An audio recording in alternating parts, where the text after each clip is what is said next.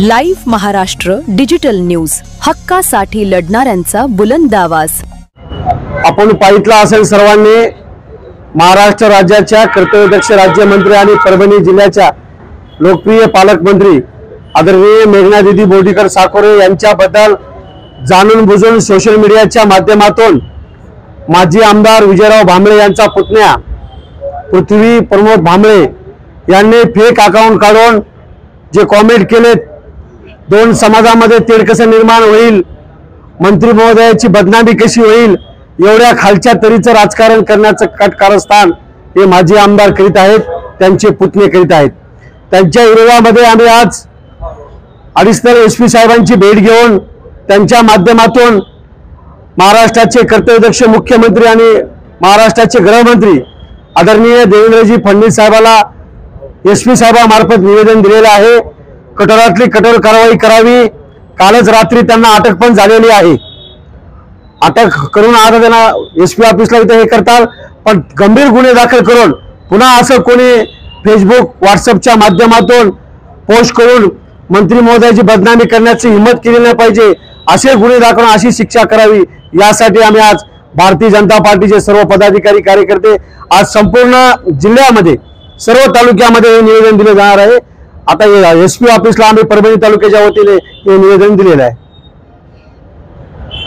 विष्णू नागरे नावाच्या एका समाजकंटकानं 26/7 रोजी एक बदनामीकारक पोस्ट एका महिला राज्यमंत्र्यावर फेसबुक अकाउंटला एक पोस्ट केली होती।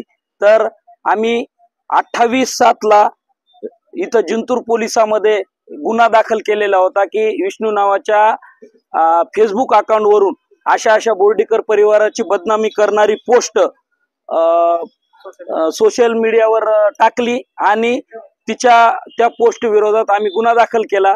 आणि आज परभणी आम्हाला काल समजलं की परभणी पोलिसांनी एका ते पोस्ट करणारा आरोपी सापडलेला आहे।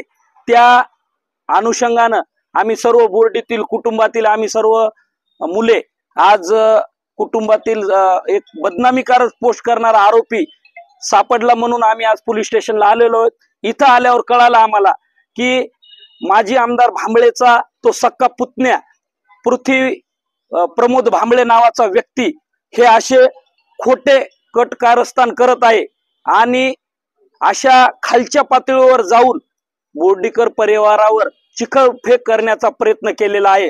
हा वैयक्तिक म्हणजे जर तुम्ही स्वतः लोकप्रतिनिधी 5 वर्ष होता, 5 वर्ष लोकप्रतिनिधी असताना सुद्धा तुम्ही तुमच्या पुतण्याला अशा प्रकारचे घाणेरडे अकाउंट तयार करून सोशल मीडियावर अशा प्रकारच्या पोस्ट करायला लावता, म्हणजे हे जनतेला काय तुम्ही याच्यातून म्हणजे जनता काय घेणार? किंवा तुम्ही जे विकास म्हणता किंवा जे तुम्ही आज करायलात तर तुम्ही तुमच्या घरातच कारखाने तयार करायले ना, लोकांवर चिखल फेकायले। पण आता असं सिद्ध झालंय की स्वतःचा पुतण्या असे प्रकारचे हजारो अकाउंट आहेत जे की सोशल मीडियावर वेगवेगळ्या प्रकारच्या बदनाम्या, वेगवेगळ्या प्रकारचे असे काही कारस्थानं आज दिसून येत आहेत। तर हे सगळं आमचं एक मत आहे की हे सगळं याच्या घरूनच चालतंय। आणि बरं, दुसरं एक विशेष गोष्ट की वंजारी समाज बांधव हा जिंतूर तालुक्यामध्ये सर्वात जास्त आहे। या बहादरानं वंजारी समाजाच्या नावानं विष्णू नागरे आडनाव वंजारी समाजाचं लावलं, त्या नावानं फेक आयडी तयार केली आणि 2 समाजामध्ये हा कितीतरी वर्षापासून हा हे अशा प्रकारचा अकाउंट चालतं। असे अकाउंट चालवणारे भरपूर अकाउंट आहेत, माझ्याकडे पूर्ण पुरावे आहेत।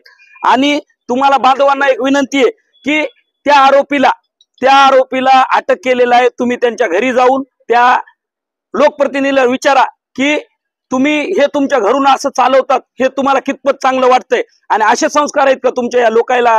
हे तुम्ही असं शिकवता का तुमच्या घरच्याला की असे फेक अकाउंट तयार करा आणि अशा प्रकारचा प्रचार करा? अरे जनतेसमोर या ना, प्रचार करायला काही विकासाचे मुद्दे घेऊन या, पण तशा प्रचार करा। असे खोटे तुमच्या खानदानीला बुगली सवय आहे की तुम्ही अशा प्रकारचे धंदे करून, आम्ही मर्द आहोत, आम्ही आमच्या स्वतःच्या नावानं असं कधीही 40 वर्षात घडलं नाही की अशा प्रकारचे नाटकं करून जनतेसमोर यायचं। आणि हे माझे जेवढे काही अकाउंट आहेत सगळे याच्या घरून चालतात, या भांबळेच्या घरून सर्व अकाउंट चालतात। आणि हे तुम्ही त्यांना विचारा की सिद्ध झालेलं आहे, त्याच्या पुतण्यावर गुन्हा दाखल झालेला आहे, पोलीस स्टेशनला त्याला हजर केलेलं आहे. तुम्ही त्यांना विचारा की ही गोष्ट तुम्हाला काय वाटते, त्यांची प्रतिक्रिया घ्या. 4 दिवसापूर्वी माध्यमासमोर आलाय, खोट्या याच्यात माध्यमासमोर आलाय, तिथं तर सत्य बाजू निघालीच नाही. आमच्याकडे पुरावा आहे, त्याच्या पुतण्याला अटक केलंय आणि याचे परिणाम त्याला भोगावं लागणार. हे बोर्डीकर खानदानाचा शब्द आहे आणि याचे ते परिणाम त्याला भोगावं लागणार आहे. महाराजाच्या महाराष्ट्रात राहतो, शाहू फुले आंबेडकरांच्या महाराष्ट्रात राहून आपण आपल्या पुतण्याला अशा प्रकारची जर भाषा शिकवत असाल तर हे अगदीच खेदपूर्वक आहे.